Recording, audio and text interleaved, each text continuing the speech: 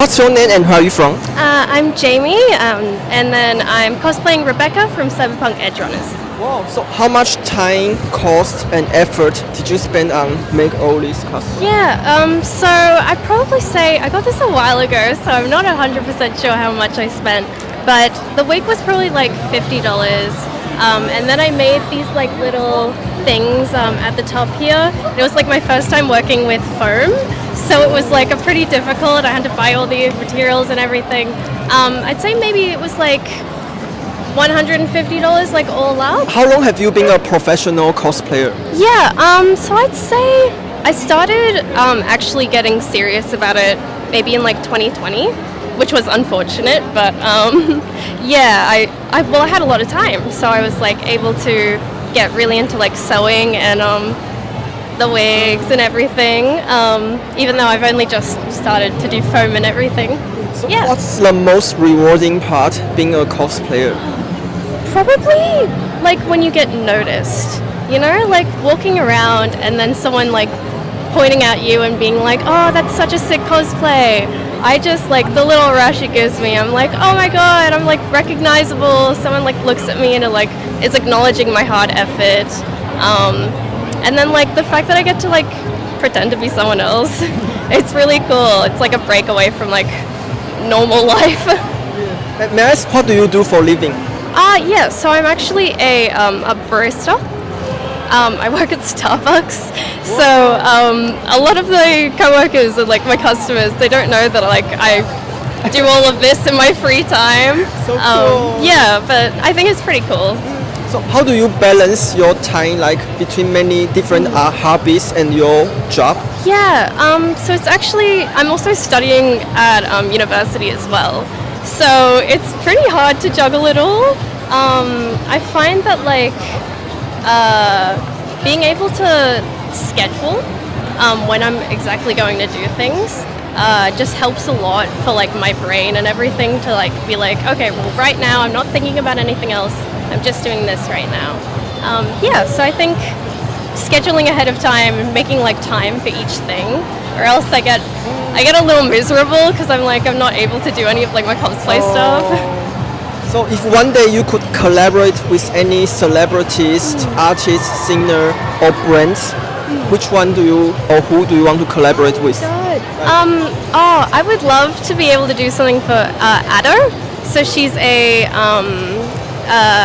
like a popular Japanese singer. And I love her style, her art, her like she makes like animatic music videos and like all of the characters are so cool. I would love to be able to do something for her. Yeah, but like just bringing any sort of cosplay into like main media would be so cool to see that representation. Yeah, and I think she's from Japan, singing in Japanese. So what do you like about Japanese culture?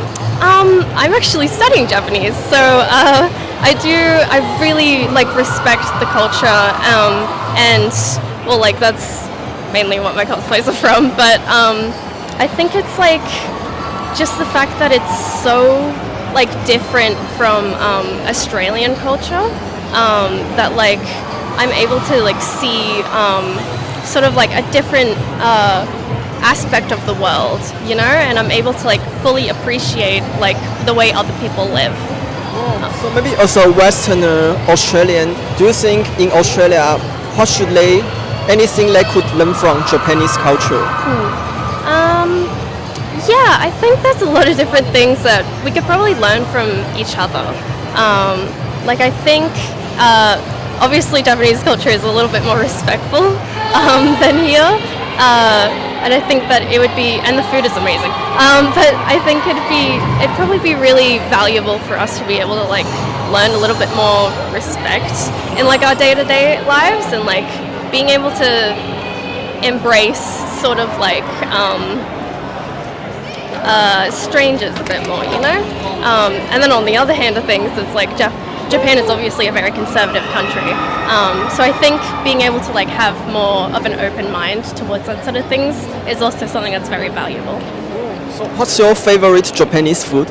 Oh, my favorite Japanese food? Probably gyoza. I love gyoza. Any type of form. I've tried to make it myself several times and I've always failed. But like, yeah, anytime I'm out at like a Japanese place, I get gears. What are the goals you set for yourself that you want to achieve in 3 years? I would definitely love to be fluent in Japanese. I've only been seriously studying for a few months, and I think I've come a long way in understanding, not quite speaking, but being able to be fluent in Japanese, but like being able to like I see other people's and like I connect with them, and being able to like share my experience is like really valuable, and they share with me. So yeah, I would love to be able to be like a little bit further in like my abilities than I am right now. So if you go to Japan, like what is the first thing you want to do there? Probably shop. What do you want to buy? Mostly like clothes and stuff. I'm a little bit like of like cute things. I'm like, oh my god, that's so cute. I've no impulse control, obviously, but I like Akihabara as well. It's like I could spend ages there, which is probably it's not great for my bank account, but I do love it a lot. People they want to support you, how can they find you on social media? Yeah, so on social media, I go by @2suresu. Yeah, everyone please follow. Yeah, thank you so much.